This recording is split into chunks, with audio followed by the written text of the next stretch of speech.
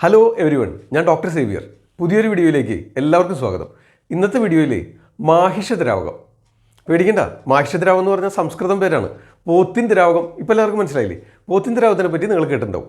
ഇതിൻ്റെ പ്രയോജനങ്ങളും ഇത് തയ്യാറാക്കുന്നത് എങ്ങനെയാണെന്നും എങ്ങനെ കഴിക്കണമെന്നും ഇന്നത്തെ വീഡിയോയിൽ പ്രതിപാദിക്കാം. വീഡിയോ എല്ലാവരും ലൈക്ക് ചെയ്യണം, ഓക്കെ? പ്രത്യേകം ഓർമ്മിപ്പിക്കുകയാണ്.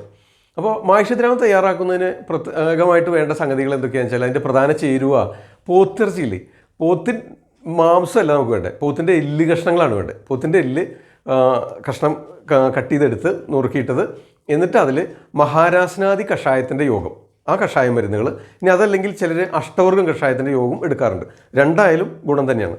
അപ്പോൾ ഈ മഹാരാസ്നാദി കഷായത്തിൻ്റെ യോഗങ്ങൾ അല്ലെങ്കിൽ അഷ്ടവർഗം കഷായത്തിൻ്റെ യോഗങ്ങൾ കഷായം വെച്ച്, അതുപോലെ തന്നെ ഈ പോത്തിൻ്റെ എല്ലിൻ കഷ്ണങ്ങൾ, തണ്ടലും കാലുകളും കൈകളും എല്ലാം കണ്ടിച്ച് കഷ്ണമാക്കിയിട്ടത് ഇതും കൂടെ കഷായം വയ്ക്കും. രണ്ടും വെവ്വേറെ വറ്റിച്ചെടുത്തിട്ട് വീണ്ടും ഒന്നിച്ച് തിളപ്പിച്ച് കുറുക്കി വറ്റിക്കാറുണ്ട്. എന്നിട്ട് ഈ കഷായം വാറ്റിയെടുക്കുകയാണ്, മദ്യമൊക്കെ വാറ്റുന്ന പോലെ വാറ്റിയെടുക്കുകയാണ്. പക്ഷേ ഇതിൽ ആൽക്കഹോൾ കണ്ടൻറ്റ് വരില്ല കേട്ടോ. എന്താണെന്ന് വെച്ച് കഴിഞ്ഞാൽ പുളിക്കുന്നതിന് വേണ്ടതായ യാതൊരു സംഗതികളും ചേർക്കുന്നില്ല. അപ്പോൾ ഈ കഷായ ഔഷധങ്ങളും പോത്തിൻ്റെ എല്ലുകളും കൂടെ തിളപ്പിച്ച് അതിൽ നിന്ന് വരുന്ന നീരാവി ഡിസ്റ്റിൽ ചെയ്തെടുത്തിട്ടാണ് ഈ പോത്തിൻ ദ്രാവകം തയ്യാറാക്കുന്നത്. അതുകൊണ്ട് കഴിക്കാൻ വളരെ സൗകര്യമാണ്. പ്രത്യേകിച്ച് നിറമോ മണമോ രുചിയോ ഒന്നുമില്ല, പ്ലെയിനായിട്ടിരിക്കും. ചെറിയൊരു രുചി വ്യത്യാസം കാണും, അത്രേ ഉള്ളൂ. ഒട്ടും പേടിക്കണ്ട കേട്ടോ. അതിൽ സ്പിരിറ്റിൻ്റെ ആൽക്കഹോളിൻ്റെ അംശം ഒട്ടുമില്ല. വാറ്റിയെടുക്കുന്നതെന്നൊക്കെ പറയുമ്പോൾ പിന്നെ അങ്ങനെ പേടിക്കണ്ട. അതായത് അങ്ങനെ പുളിപ്പിക്കുന്ന യാതൊരു ദ്രവ്യങ്ങളും ഇതിൽ ചേർക്കണില്ല. അതുകൊണ്ട് ആൽക്കഹോളിൻ്റെ അംശം തീരെ ഉണ്ടാവില്ല. അപ്പോൾ ഇത് നമുക്ക് വാതരോഗങ്ങൾക്ക് വളരെ ഫലപ്രദമാണ്. വാതരോഗങ്ങൾ, വാദസംബന്ധമായ വേദനകൾ, കുത്തിനോവ്, പിളർന്ന നോവ്, സന്ധിവേദനകൾ, നടുവേദന, കഴുത്തുവേദന, അതുപോലെ വാദപ്രകൃതിയുള്ളവർക്ക് വാദസംബന്ധമായ വേദനകൾ വരാനുള്ള സാധ്യത കൂടുതലാണ്. എല്ല് പൊളിഞ്ഞു പോകുന്ന വേദന, എല്ലിൽ കുത്തി നോവ് എന്നൊക്കെ പറയും. അതുപോലെ ജോയിൻറ്റുകളിൽ മുട്ടുവേദന, തണ്ടൽ വേദന, ഇത്തരം വേദനകൾ അനുഭവപ്പെടുക, ഇത്തരം രോഗാവസ്ഥകളുണ്ടെങ്കിൽ സന്ധിഗത വാതരോഗങ്ങളെല്ലാം തന്നെ ഇത് വളരെ ഫലപ്രദമാണ്. ഇത് കഴിക്കേണ്ട ഒരു സമയം എപ്പോഴാണെന്ന് വെച്ച് കഴിഞ്ഞാൽ, ഇപ്പോൾ ഈ സെപ്റ്റംബർ 15 വരെയുള്ള സമയം വർഷ ഋതുവിൻ്റെ കാലമാണ്. വർഷ ഋതു വരെയാണ് അതായത് ജൂലൈ 15 മുതൽ സെപ്റ്റംബർ 15 വരെയുള്ള 2 മാസം, 60 ദിവസമാണ് വർഷ ഋതു. ഈ സമയത്ത് തണുപ്പ് കൂടുതലായതുകൊണ്ട് വാദം വർദ്ധിച്ചിരിക്കും. വാദം കൂടുമ്പോൾ നമ്മുടെ ശരീരത്തിൽ വേദനകളെല്ലാം കൂടും. അതുകൂടാണ്ട് വാദപ്രകൃതിയോ വാദരോഗങ്ങളുള്ളവരാണെങ്കിൽ ഈ വേദനകൾക്കെല്ലാം കാഠിന്യം ഈ 2 മാസക്കാലം കൂടുതലായിരിക്കും. അപ്പോൾ ഈ സമയത്ത് ഈ വാദത്തെ ശമിപ്പിക്കുന്ന അഷ്ടവർഗം കഷായം അല്ലെങ്കിൽ മഹാരാസ്നാദി കഷായത്തിൻ്റെ മരുന്നുകൾ ചേർത്ത്, അതുപോലെ പോത്ത് ചൂടാണ്, വാദം തണുപ്പാണ്, നിങ്ങൾക്ക് എല്ലാവർക്കും അറിയാലോ, മുൻ വീഡിയോകളിൽ ഞാൻ പറഞ്ഞിട്ടുണ്ട്. അപ്പോൾ ഇങ്ങനെ വാതഹര ഔഷധങ്ങളിട്ട് തയ്യാറാക്കുന്ന പോത്തിൻ ദ്രാവകം ഈ വാദസംബന്ധമായ അസുഖങ്ങൾക്ക്, പ്രത്യേകിച്ച് ഈ വാദം വർദ്ധിച്ചിരിക്കുന്ന വർഷ ഋതുവിൽ കഴിക്കാൻ ഉത്തമമാണ്. ഇത് നമുക്ക് ചൂടുകാലത്ത് കഴിക്കരുത്. എന്താണെന്ന് വെച്ച് കഴിഞ്ഞാൽ ഇതിലും ചേർക്കുന്ന മരുന്നുകളും പോത്തിറച്ചിയും ചൂടാണ്, പോത്ത് പൊതുവെ ചൂടാണെന്ന് പറയാം. അപ്പോൾ അതുകൊണ്ട് ചൂടുകാലത്ത് ഇത് കഴിക്കുന്നത് ഉത്തമമല്ല. ഇത് കഴിക്കാൻ ഏറ്റവും ബെസ്റ്റ് ഐഡിയൽ സമയം വർഷ ഋതുവിൽ വാദം വർദ്ധിച്ചിരിക്കുന്ന കാലത്താണ്. ഇതെല്ലാ വർഷവും പതിവായിട്ട് സേവിക്കുന്നത് നല്ലതാണ്. നമ്മുടെ പ്രത്യേകിച്ച് വാദപ്രകൃതിയായിട്ടുള്ളവർ, ഇനിയിപ്പോൾ പ്രത്യേകിച്ച് ബുദ്ധിമുട്ടുകളൊന്നും ഇല്ലെങ്കിൽ തന്നെ വയസ്സാകുമ്പോൾ നമുക്ക് വാദം വർദ്ധിക്കും ശരീരത്തിൽ. അപ്പോൾ വാദസംബന്ധമായ അസുഖങ്ങളുണ്ടാകാം. ഇനി വാദസംബന്ധമായ അസുഖങ്ങൾ ഫാമിലി ഹിസ്റ്ററി ഉള്ളവരാണെങ്കിൽ ഇത് കഴിച്ചുകൊണ്ടിരിക്കുന്നത് നല്ലതാണ്. വർഷത്തിൽ ഒരു തവണ 1 മാസം കഴിക്കുക, അത് മതി.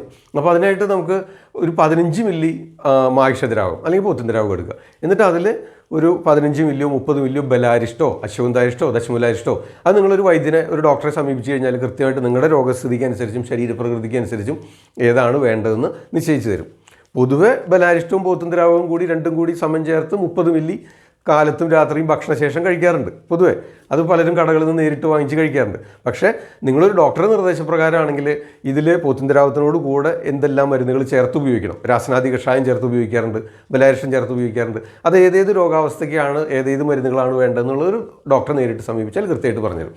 അപ്പോൾ അങ്ങനെ വർഷത്തിലൊരിക്കൽ ഈ വർഷ ഋതുക്കാലത്ത് കൃത്യമായിട്ട് കഴിച്ചാൽ വാതരോഗങ്ങളെ, പ്രത്യേകിച്ച് ഇപ്പോൾ അച്ഛനമ്മമാർക്കൊക്കെ ഫാമിലി ഹിസ്റ്ററി ഉണ്ടെന്ന് നിൽക്കുക, വാദസംബന്ധമായ അസുഖങ്ങളുണ്ടെങ്കിൽ തീർച്ചയായിട്ടും നിങ്ങൾ കഴിക്കാൻ മടിക്കരുത്. ഇത് റെഗുലറായിട്ട് കഴിക്കുന്നതിലാണ്. ഇനിയിപ്പോൾ ഇപ്പോൾ കഴിക്കാൻ വിട്ടുപോയ പിന്നെ അടുത്തൊരു സമയമുള്ളത് നമുക്ക് ഡിസംബർ ജനുവരി ഒക്കെ വരില്ലേ, മഞ്ഞുകാലത്ത്, തണുപ്പ് കാലം വരും. അപ്പോഴും ഈ വാദസംബന്ധമായ വേദനകളും വരാൻ സാധ്യതയുണ്ട് കേട്ടോ. ആ സമയത്തും ഇത് കഴിക്കാവുന്നതാണ്.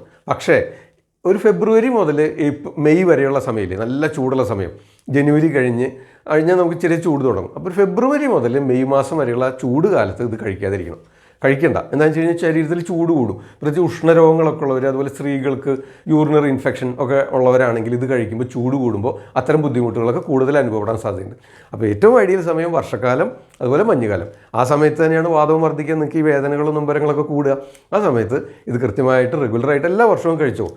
നമുക്ക് രോഗപ്രതിരോധ ശേഷി നേടുന്നതിനും ഇത്തരം രോഗങ്ങളിൽ നിന്ന് നിങ്ങളുടെ ശരീരത്തെ സംരക്ഷിക്കുന്നതിനും ഒന്നാന്തരം ഒരു ഔഷധമാണ്. അപ്പോൾ ഇത് മാഹിഷ ദ്രാവകമാണ്. അപ്പോൾ ചിലർ ഇതിൽ നോൺ വെജില്ലേ, വെജിറ്റേറിയൻസൊക്കെ അങ്ങനെ വിചാരിക്കുക. അപ്പോൾ അതിനാണ് നമ്മളിതൊരു ഔഷധമാണ്, മരുന്നായിട്ടാണ്, ദേഹരക്ഷയ്ക്കായിട്ടാണ് കഴിക്കുന്നത്. ഒപ്പം തന്നെ അതുമാത്രമല്ല, നമ്മളിത് വാറ്റിയെടുക്കുന്നതുകൊണ്ട് അതിൽ മാംസത്തിൻ്റെതായ യാതൊരു ഗുണമോ മണമോ നിറമോ ഇല്ല. പിന്നെ ഇപ്പോൾ നമ്മളതൊരു മറ്റൊരു കൺസെപ്റ്റ് ഉണ്ട്, നമ്മളൊരു ജീവിയെ കൊല്ലുന്നുണ്ട് ഇത് തയ്യാറാക്കാനായിട്ട് എന്നൊക്കെ ചിന്തിച്ച് കഴിഞ്ഞാൽ നമുക്ക് ജീവിക്കാൻ പ്രയാസമാണ്.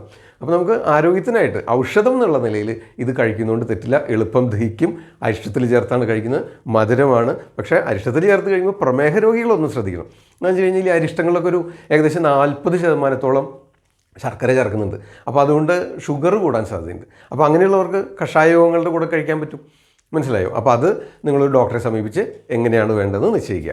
പൊതുവെ പോത്തും ദ്രാവകവും ബലാരിഷ്ടവും കൂടെ രണ്ടും സമം ചേർത്ത് 30 മില്ലി കഴിക്കുന്ന ഒരു നാട്ടുനടപ്പാണ് ഈ വർഷക്കാലമായാലും. അപ്പോൾ അത് നിങ്ങളൊന്ന് ഓർമ്മിപ്പിക്കാൻ വേണ്ടിയാണ് ഇന്നത്തെ വീഡിയോ ഇഷ്ടമായെങ്കിൽ ലൈക്ക് ചെയ്യണം, എല്ലാവർക്കും ഷെയർ ചെയ്ത് കൊടുക്കുക. ചാനൽ സബ്സ്ക്രൈബ് ചെയ്യാത്തവർ സബ്സ്ക്രൈബ് ചെയ്യാൻ മറക്കരുത്. താഴെ ബെൽ ബട്ടൺ, അത് ആ റെഡ് ബട്ടൺ കണ്ടില്ല, അതിൽ പ്രസ് ചെയ്യുമ്പോൾ ഉടനെ ഒരു ബെൽ ബട്ടൺ വരും. അതിൻ്റെ തൊട്ടടുത്തൊരു ഓൾ നോട്ടിഫിക്കേഷൻ കാണും. അതും കൂടെ എനേബിൾ ചെയ്ത് വിട്ട് കഴിഞ്ഞാൽ എല്ലാ വീഡിയോയുടെയും നോട്ടിഫിക്കേഷൻ നിങ്ങൾക്ക് കൃത്യമായിട്ട് ലഭിക്കും. അപ്പോൾ അടുത്ത വീഡിയോയിൽ വീണ്ടും കാണാം. തൽക്കാലം നിർത്തുന്നു. നന്ദി, നമസ്കാരം. ഞാൻ ഡോക്ടർ സേവിയർ, ആദ്യം ആയുർവേദം.